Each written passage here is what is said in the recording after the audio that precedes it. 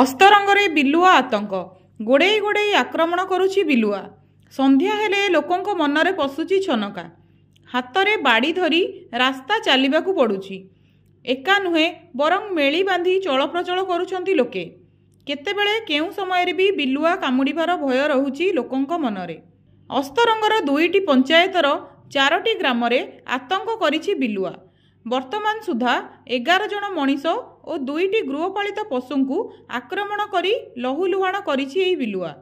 ବନ ବିଭାଗ ସନ୍ଧ୍ୟା ସମୟରେ ବିଭିନ୍ନ ଗାଁରେ ପେଟ୍ରୋଲିଂ କରିବା ସହ ବିଲୁଆର ଗତିବିଧି ଉପରେ ନଜର ରଖିଛି।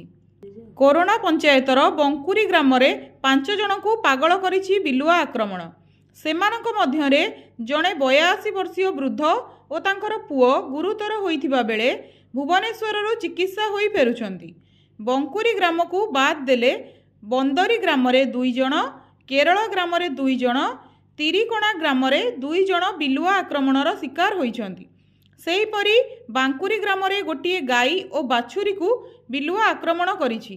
ଆକ୍ରମଣ କରିବାକୁ ଆସୁଥିବା ବିଲୁଆମାନଙ୍କ ମଧ୍ୟରୁ 2ଟି ବିଲୁଆକୁ ସ୍ଥାନୀୟ ଲୋକେ ବାଡ଼େଇ ବାଡ଼େଇ ମାରି ଦେଇଥିବା ସୂଚନା ମିଳିଛି।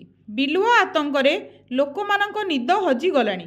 ବିଲୁଆ ଭୟ 4ଟି ଗ୍ରାମର ଚିନ୍ତାର କାରଣ ପାଲଟିଛି। 2ଟି ବିଲୁଆକୁ ଲୋକମାନେ ବାଡ଼େଇ ମାରି ଦେଇଥିବା ବେଳେ ଏହାର ଭିଡ଼ିଓ ସୋସିଆଲ ମିଡ଼ିଆରେ ଭାଇରାଲ ହେଉଛି। କିନ୍ତୁ ପ୍ରକୃତରେ ଏହି ଅଞ୍ଚଳରେ କେତୋଟି ବିଲୁଆ ଆତଙ୍କ ଖେଳାଉଛନ୍ତି ତାହା ଅସ୍ପଷ୍ଟ ରହିଛି। Bureau report, NTV।